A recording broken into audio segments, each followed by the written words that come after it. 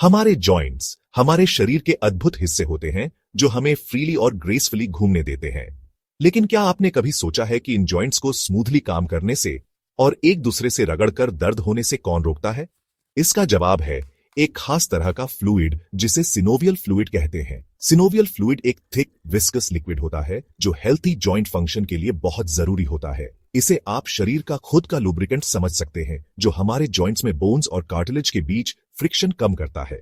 यह लुब्रिकेशन दर्द रहित मूवमेंट के लिए बहुत जरूरी है जिससे हम अपनी रोज की एक्टिविटीज आराम से कर पाते हैं। लेकिन सिनोवियल फ्लूइड सिर्फ लुब्रिकेट ही नहीं करता, यह हमारे जॉइंट्स में कार्टिलेज के लिए पोषण का एक महत्वपूर्ण स्रोत भी है। शरीर के दूसरे टिश्यूज के विपरीत कार्टिलेज में डायरेक्ट ब्लड सप्लाई नहीं होती।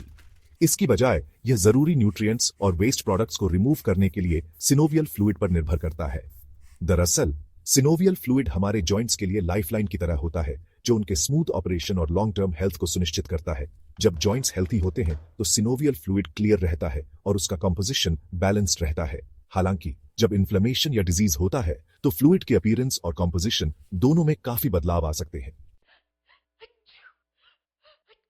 जब डॉक्टर्स को जॉइंट में किसी समस्या का शक होता है तो सिनोवियल फ्लूइड की जांच महत्वपूर्ण सुराग दे सकती है। आर्थ्रोसेंटेसिस में सुई से सिनोवियल फ्लूइड का सैंपल निकाला जाता है। प्रक्रिया से पहले डॉक्टर लोकल एनेस्थेटिक से एरिया को सुन्न करते हैं। इससे डिस्कम्फर्ट कम होता है। सुई को जॉइंट स्पेस में गाइड किया जाता है। फिर साइरिंज से सिनोवियल फ्लूइड निकाला जाता है। सैंपल को लेबोरेटरी एनालिसिस के लिए भेजा जाता है। यह प्रक्रिया वैल्यूएबल डायग्नोस्टिक इंफॉर्मेशन प्रदान करती है। सिनोवियल फ्लूइड निकालने के बाद यह क्लिनिक से लेबोरेटरी तक का एक महत्वपूर्ण सफर तय करता है जहां कुशल टेक्नीशियंस इसके रहस्यों को उजागर करते हैं।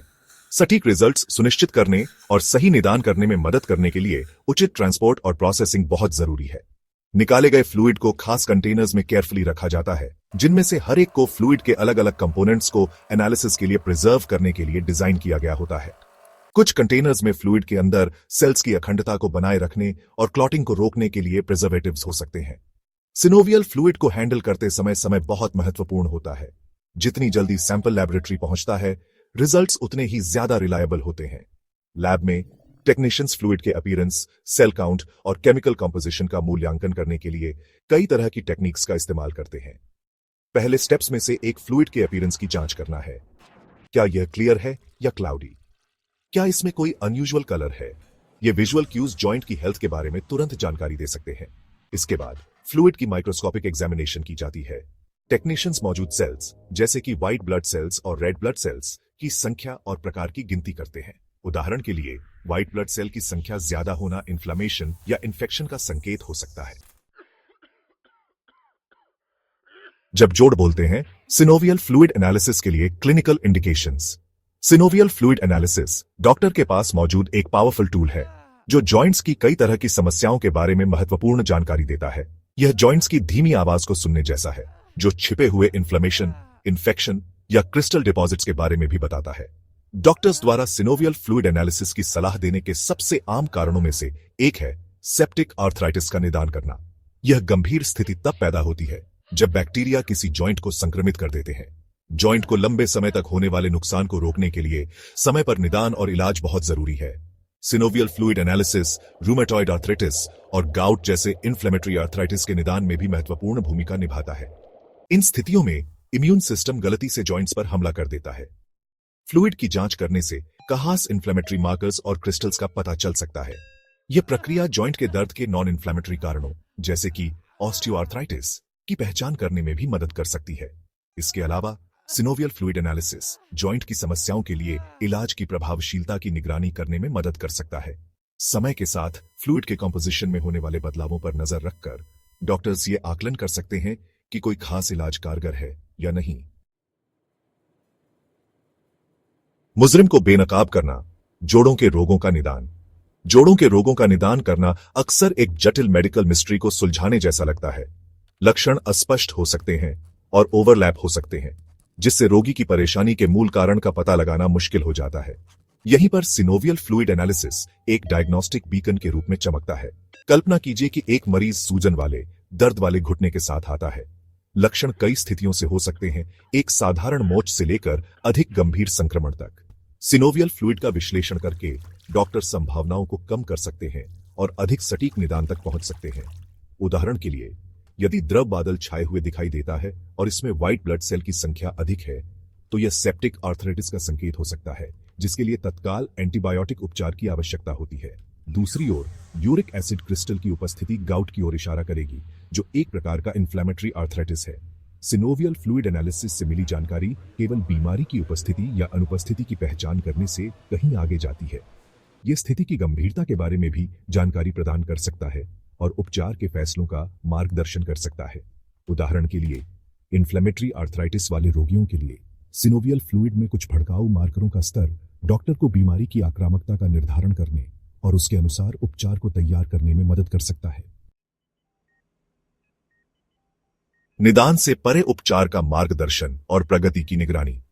सिनोवियल फ्लूइड एनालिसिस उपचार रणनीतियों का मार्गदर्शन करने और रोगी की प्रगति की निगरानी में महत्वपूर्ण भूमिका निभाता है।